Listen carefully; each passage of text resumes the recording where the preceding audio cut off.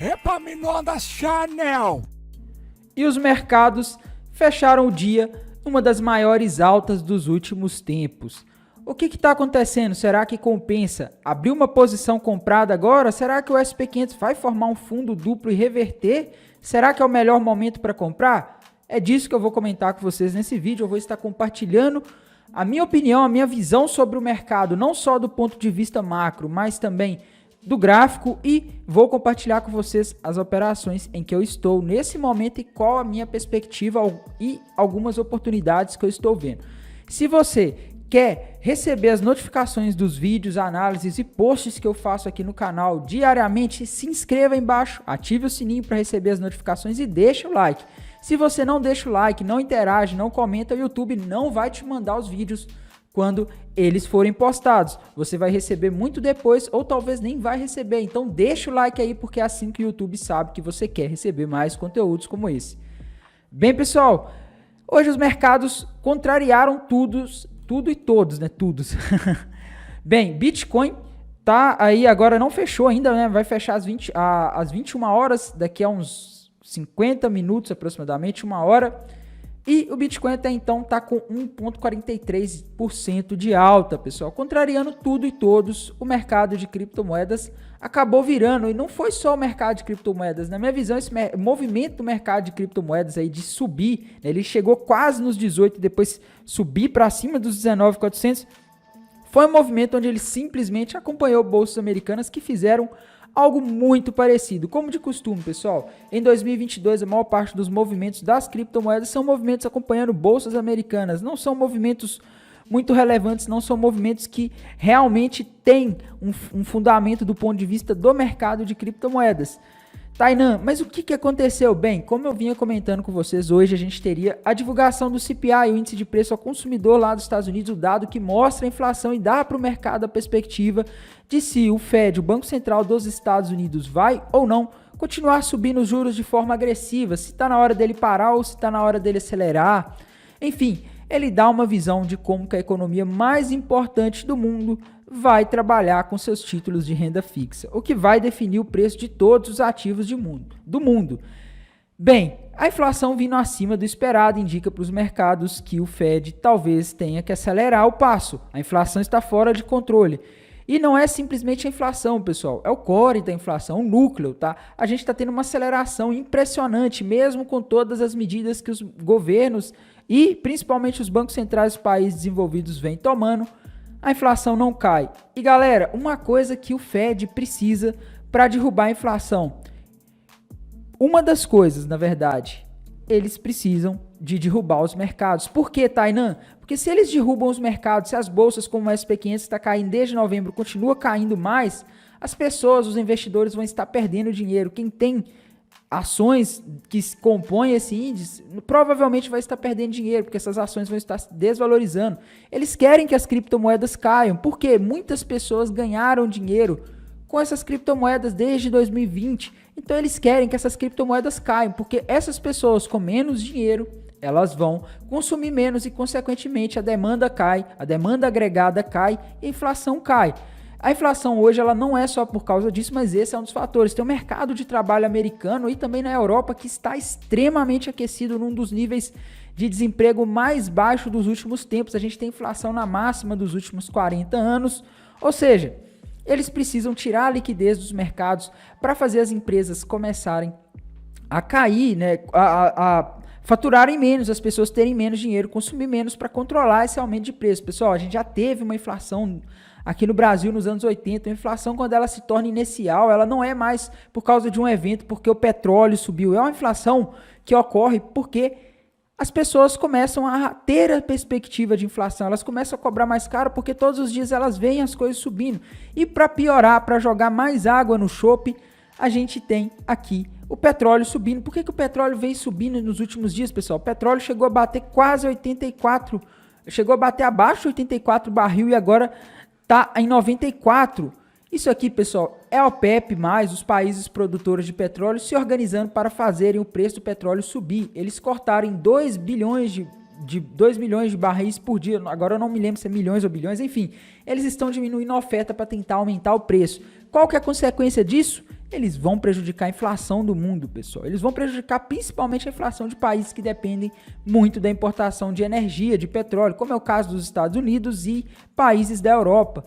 E isso aqui só agrava a situação que a gente está tendo, tá? Então a gente está tendo várias questões, a gente está tendo o governo de alguns países europeus fazendo medidas aí bem questionáveis em relação a questões aí de gerenciamento da sua dívida, né? Por exemplo, o governo britânico, ele vem aí de forma bem estranha fazendo uma política fiscal expansionista, tá? Eles não estão apertando da mesma forma como o mercado esperava. Isso está fazendo muitos investidores fugirem dos títulos britânicos, que são um dos mais antigos e mais seguros do mundo. E para onde que eles vão? Qual que é o mais seguro? Qual que é a alternativa quando tá tendo um problema em outras partes do mundo, quando há insegurança? Os títulos americanos. A gente está vendo os títulos americanos subirem, o de 2 anos, o de 10 anos, o de 20 anos, o de 30 anos. Né? E por que está acontecendo isso, pessoal? Basicamente porque as pessoas estão buscando proteção. Proteção é igual a títulos americanos, são ativos americanos. E é isso que os investidores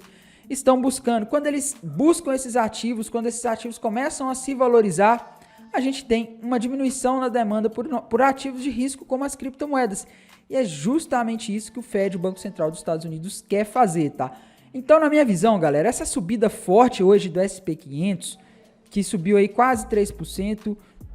Então, pessoal, não há motivos do ponto de vista de fundamentos para essa subida. Essa subida aqui, na minha visão, ela tem a ver com o fato de que tá todo mundo muito vendido, pessoal. O mercado já caiu demais. A gente viu isso aí acontecer lá em março, tá? A gente viu o mercado vinha caindo ali desde dezembro, né?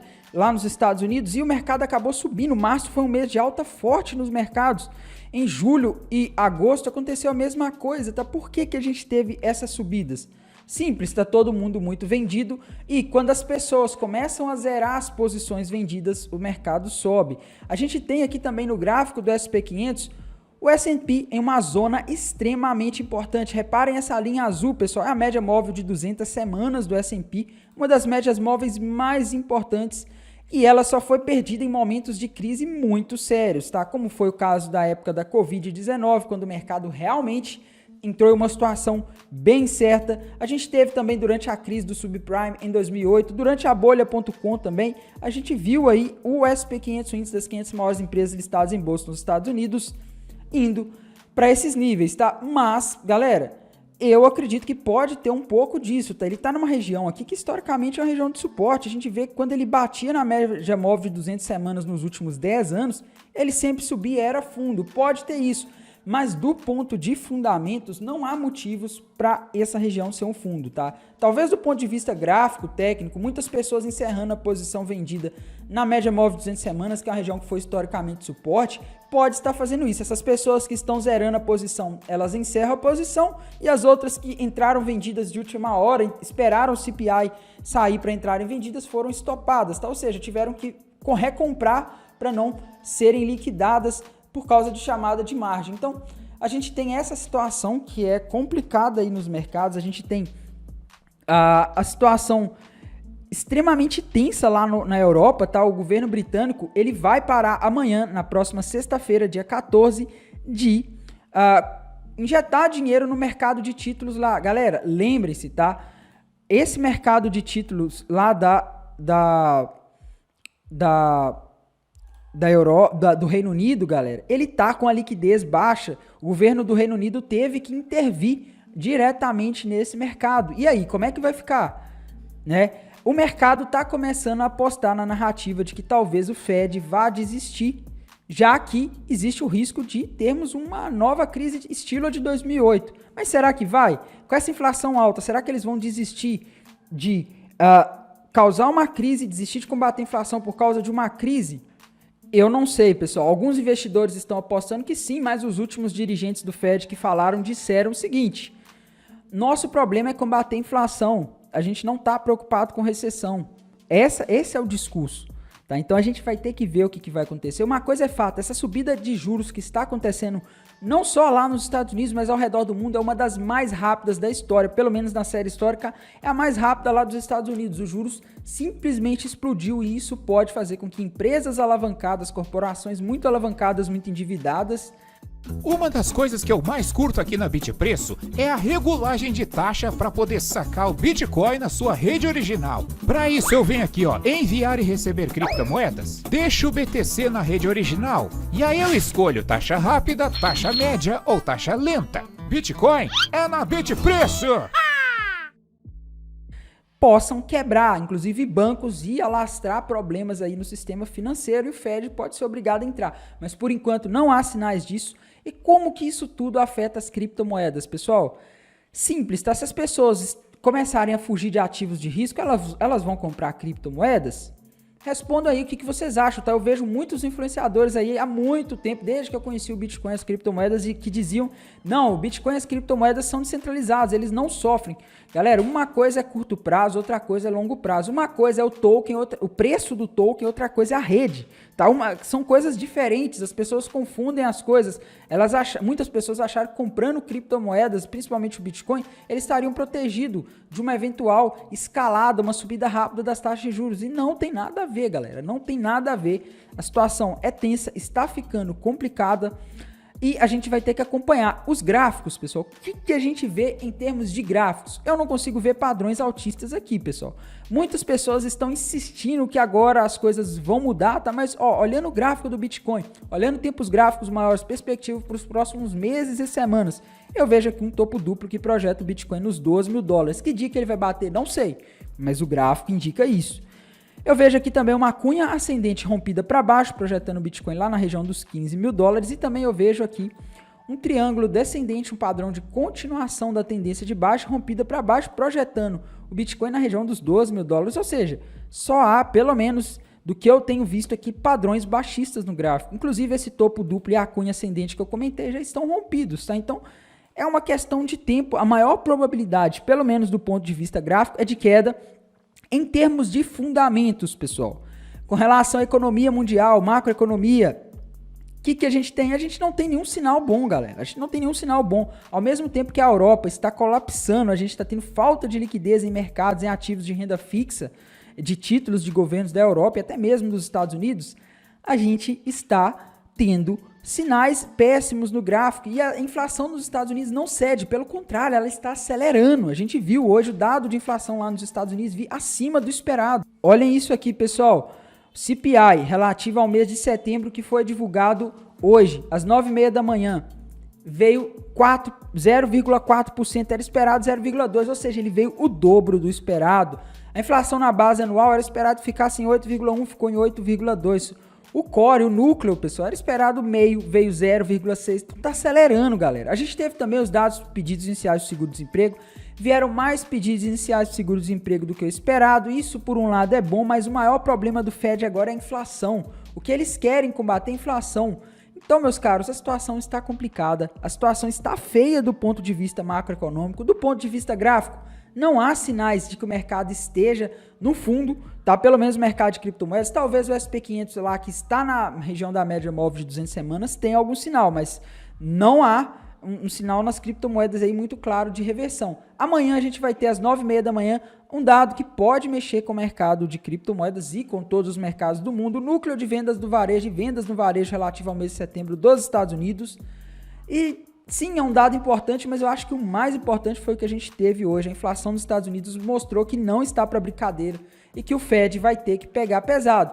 Tá, não, o Fed vai começar a subir mais do que o esperado? Não sei. A gente ainda não viu nenhum pronunciamento dele, mas a gente vai ter que ver o que eles vão falar aí para dezembro. Provavelmente eles vão falar isso com maior clareza no dia 2 de novembro, na próxima reunião do Fed. Eles vão dar uma perspectiva do que devem fazer para a próxima reunião. Mas uma coisa é fato, é difícil com todos esses problemas que estão acontecendo a gente ter esse cenário. Bem, galera, só para compartilhar com vocês, tá? Ontem eu iniciei um trade aqui no Bitcoin, trade vendido, uma posição short. Ontem, na verdade, coloquei na área de comunidades aqui do canal. Quem não é inscrito no canal, quem não interage aqui com o canal deixando o like, o YouTube não vai mandar quando eu postar essas operações, essas oportunidades para vocês, beleza?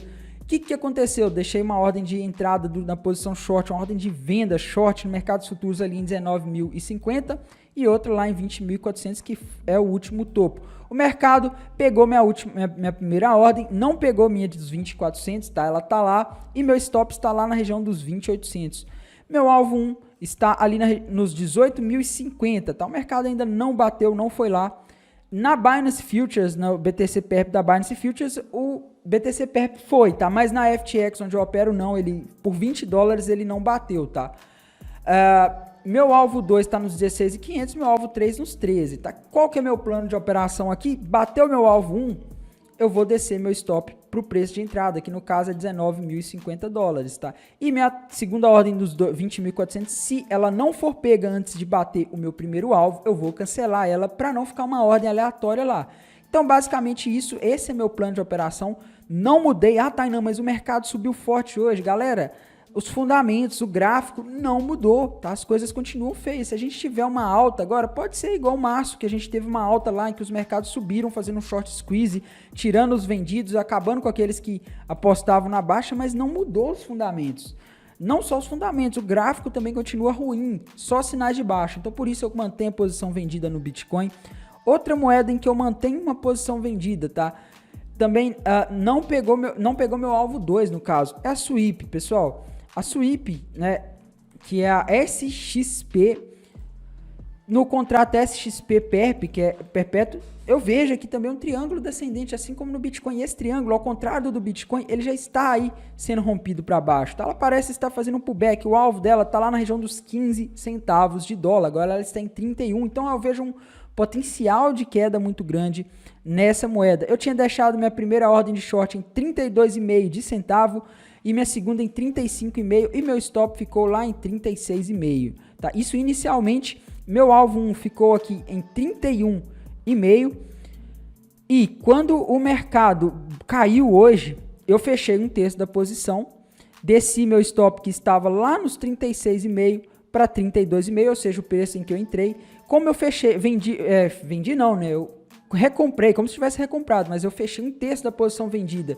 com pequeno lucro e desci meu stop para o preço de entrada. O pior que pode acontecer agora é eu fechar a operação com lucro pequeno, tá? Meu segundo alvo está em 28 centavos, ela chegou aí a 29, mas não bateu não foi nos 28 para bater o meu segundo alvo, e meu terceiro alvo está ali na região dos 18 centavos. Então é basicamente isso, continuo vendido na SWIP. No caso da SWIP, meu trade está protegido. E outra moeda em que eu mantenho posição vendida é na Cardano. Cardano rompeu para baixo um triângulo descendente com alvo lá na região dos 20 centavos de dólar, agora ela está em 37. Bem, minha operação na Cardano, ela tinha alvo 1 lá nos 43 centavos, o alvo 2 nos 35 centavos, a Cardano bateu hoje no meu alvo 2 da minha operação, tá? Ela chegou a bater 34,90 aqui no gráfico que eu estou olhando, e na corretora em que eu opero também ela bateu ali nos 35.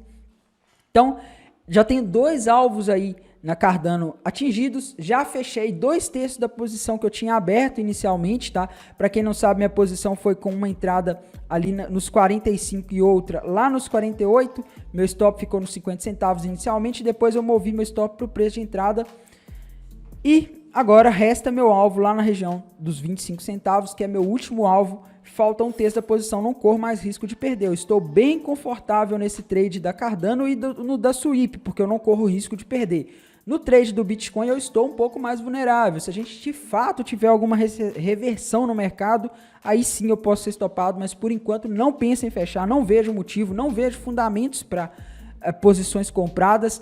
E galera, uma moeda em que eu estou de olho para começar a shortar em breve, ainda não comecei, mas vou falar aqui com vocês quando eu montar a posição, eu vou avisar vocês, é a Matic. Eu já tive uma posição vendida nela, mas ela acabou não andando, tá? Ela tá andando de lado aí um bom tempo. Eu ainda vejo aquele ombro, cabeça, ombro, um padrão que reverte aquela tendência de alta que ela fez ali na hype da Ethereum, no hype do Demerge.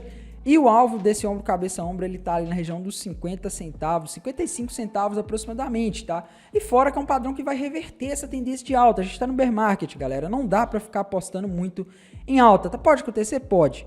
Mas eu não vejo motivo. Ainda não abri posição nela, mas assim que eu conseguir encaixar um setup nela, conseguir achar onde colocar o stop, onde colocar os alvos, eu vou estar compartilhando aqui. Então, se você quer ser notificado, se inscreva no canal, ative o sininho e deixa o like, que quando você deixa o like, o YouTube entende que você interage com esse conteúdo, que você quer mais conteúdos como esse, ele vai te mandar. Beleza? Bem, no mais, desejo a vocês aí uma ótima noite. Vamos ver como vão vir esses dados amanhã e vou mantendo vocês atualizados. Até mais, tchau! E aí, meu neto, você gostou desse vídeo? Então eu tenho certeza que você vai curtir esse daqui, ó.